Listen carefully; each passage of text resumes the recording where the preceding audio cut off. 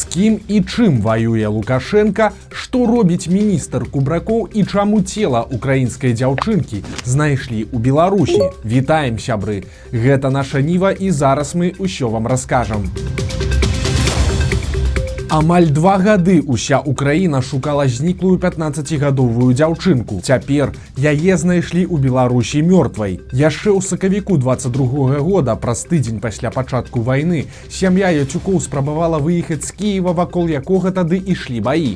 Паехалі яны на 2 машынах. У адной мама і малодшая дачка Валерыя, у іншай тата і старэйшая дачка Арына. Калі аўтамабілі выехалі на жытомірскую трасу, па іх адкрылі агонь расійскія вайскоўцы. Мама дзяўчына крычала ім, каб яны не стралялі, бо ў машыне дзеці. Аднак гэта не спыніла расійскіх салдат. Бацькі дзяўчат загінулі пад кулямі. 15гадовая Арына атрымала раненне ў сцягно.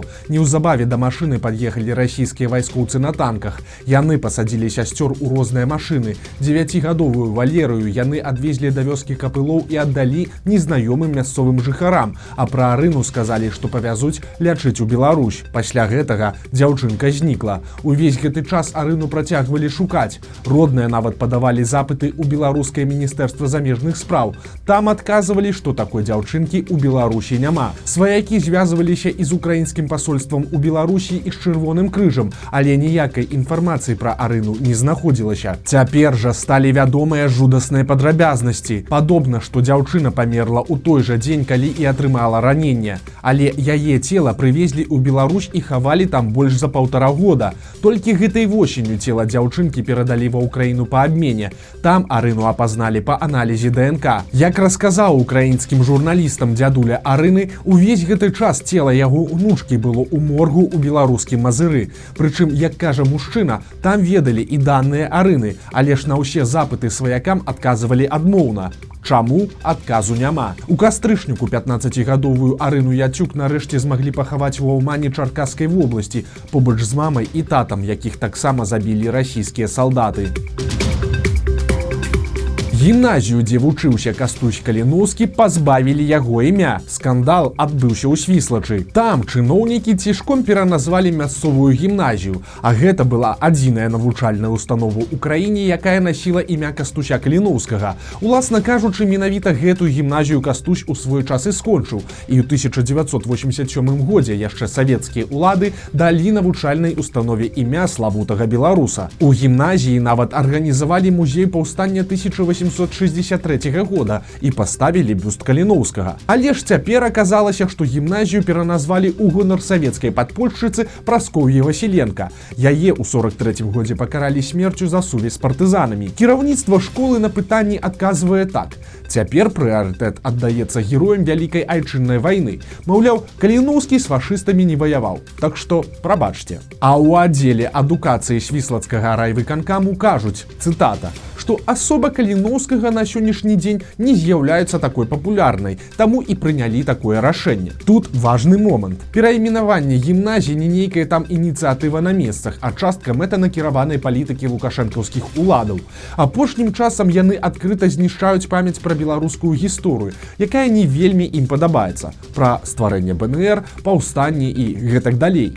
Лукашэнкаўская Беларусь абапіраецца ў першую чаргу на Беларусь савецкую, а ўсё, што было раней, уладам не вельмі падыходзіць. Таму што і складана, і ў сённяшняй сітуацыі не вельмі для іх зручна, бо і з Масквой ваявалі, прычым не адзін раз. Таму гэтую частку беларускай гісторыі Лукашенка намагаецца ігнараваць і адгарадзіцца ад яе Вялікай айчыннай вайной. Маўляў, вось там былі героі, а раней, ну што раней, не ўсё так адназначна. І сам Лукашенка, і яго чыноўнікі гэтага зусім не хаваюць. Ігор Сергіенка, кіраўнік адміністрацыі Лукашэнкі, днямі увогуле параўнаў Каліноўскага з Бандэрай і расказаў пра расправы каліноўцаў з праваслаўным насельніцтвам. Так што ў бліжэйшыя часы з усіх афіцыйных шчылін будуць гучаць расказы, што Каліноўскі, аказваецца, кат, забойца, ды і ўвогуле паляк. Прычым Каліноўскі гэта толькі пачатак. Цяпер лукашэнкаўцы збіраюцца, цытата, даць выразную ацэнку асобным гістарычным персанажам і пераглядзець падыходы да іх апісання ў школьных і універсітэцкіх праграмах.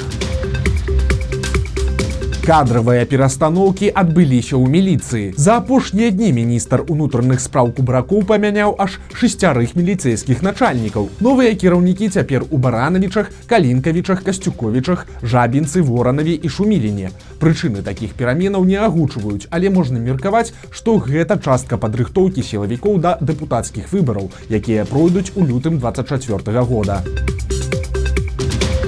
Падобна, што пачаліся наступствы лукашэнкаўскай паездкі ў Кітай. Гэты візіт быў вельмі раптоўным. Адной з прычын называлі незадаволенасць Кітая тым, што Беларусь страціла ранейшыя транзітныя магчымасці, перасварыўшыся з еўрапейскімі суседзямі. Магчыма, гэтая версія і ёсць вельмі блізкая да праўды, бо цяпер паглядзець на чэргі на беларуска-польскай мяжы выправіўся аж кіраўнік Рады бяспекі Вальфовіч.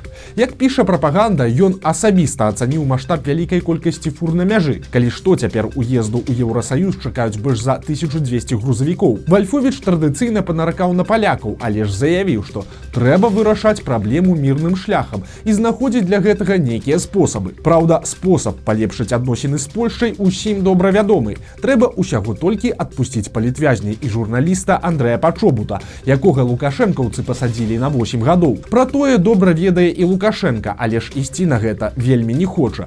Магчыма, цяпер на вызваленне Пачобута паўплывае незадаволенасць Пекіна. Карацей, будзем назіраць за развіццём сітуацыі. Беларус паверыў чыноўнікам і сілавікам і пашкадаваў. Ігара Неміровіча з Брэста затрымлівалі яшчэ ў 22 годзе. За нейкі допіс у інстаграме яго абвінавацілі ў абразах Лукашэнкі і ў чаканні суда змясцілі пад хатні арышт. Тады хлопец змог выехаць з Беларусі, але ж гэтай восенню ён вырашыў вярнуцца. Неміровіч напісаў у так званую камісію па вяртанні, куды ўваходзяць сілавікі і прапагандысты, і прыехаў у родны Брэст. Але ж у Беларусі яго зноў затрымалі і адправілі у СІЗА. Зварот у камісію не выратаваў. Хлопца прызналі вінаватым у абразе Лукашэнкі і асудзілі на год калоніі. Памерла славутая беларуская балерына Людміла Бжазоўская. Яна была вядомая і за мяжой. У маладосці яе параўноўвалі з Одры Хепберн, а прыгажосцю беларускі захапляўся італьянскі рэжысёр Франка Дзефірэлі. Пасля заканчэння кар'еры Бжазоўская працавала педагогам у Нацыянальным тэатры оперы і балета Беларусі. Ёй было 77 гадоў. Пажылая мінчанка здзівіла суседзяў. Проста каля звычайнага мінскага шматпавярховіка жыхары заўважылі на зямлі раскіданыя рэчы і пакет з грашыма. Сума была немалая, аж 11 000 рублёў. Выклікалі міліцыю, пачалі разбірацца і аказалася, што і рэчы, і грошы выкінула з вакна пажылая жанчына. Яна пацвердзіла, што так, сапраўды яна ўсё раскідала, але ж патлумачыць свой учынак не змагла. У выніку жанчыну даставілі ў бальніцу, а грошы і рэчы аддалі яе сваякам. У Беларусі новая небяспека. Дзеці ўсё часцей захворваюць на адзёр. Толькі ў лістападзе было больш за 90 выпадкаў. Прычым 74% ўсіх хворых не мелі прышчэпак. У Беларусі дзецям робяць прышчэпкі супраць адру ва ўзросце 12 месяцаў і 6 гадоў. Медыкі таксама рэкамендуюць зрабіць прафілактычныя прышчэпкі і пасля 18, калі адсутнічаюць звесткі пра вакцынацыю. Так што, калі маеце дзяцей і хвалюецеся, каб яны не захварэлі ці баіцеся захварэць самі, абавязкова зрабіце прышчэпкі. Лайфхак для беларускіх чыноўнікаў ад калег з Паўночнай Карэі. Падчас даклада пра падзенне нараджальнасці і вялікую ролю маці ў карэйскім грамадстве Кім Чен Ын не змог стрымаць слёз. Услед за ім масава заплакалі і прысутныя ў зале чыноўнікі жанчыны. Праўда, што канкрэтна выклікала слёзы ў карэйскага лідара, невядома, але ж метад можна ўзяць на ўзбраенне і беларускай наменклатуры. Не можаце паўплываць на сітуацыю, то хоць паплачце. А беларускія рыбакі працягваюць свае небяспечныя забавы. Лёд на рэчках і азёрах яшчэ вельмі тонкі, але гэта не спыняе аматараў рыбалкі. Цяпер да рыбакоў адправілі валанцёраў з папярэджаннямі, але рэакцыю мужычкоў можна пабачыць на відэа. нате вам памятку. Ну, для чего это памятка? Вот почитайте, как Если не то, не сами то. так вот дома вы почитаете, и вы поймете, что еще опасно выходить на А воду, если понимаете? супруга гонит на рыбалку? Так это у вас неправильная супруга, меняйте супругу. Я ей не говорю это, но и нам никакую. У вас жилет есть, смотрите, я в жилете. Если, не дай бог, я сейчас провалюсь, я хотя бы на воде Хотя буду тут держать. лед больше 8 сантиметров. Нету еще. Нету, мы проверяли. Он еще, видите, у вас в руках разваливается. Какие? Зачем вы берете? Ну, Ну, и смотрите, что это такое. ну, так тут два. А там сколько? Что, 7 сантиметров нету? Ну, нет, конечно, ну вот, это 5 Ну, сантиметров. во, порвали 6 рублей мормышка, все. Вось такія навіны серады. Подписывайтесь на канал, ставьте лайки альбо дизлайки и выказывайте свои заўвагі ў каментарах.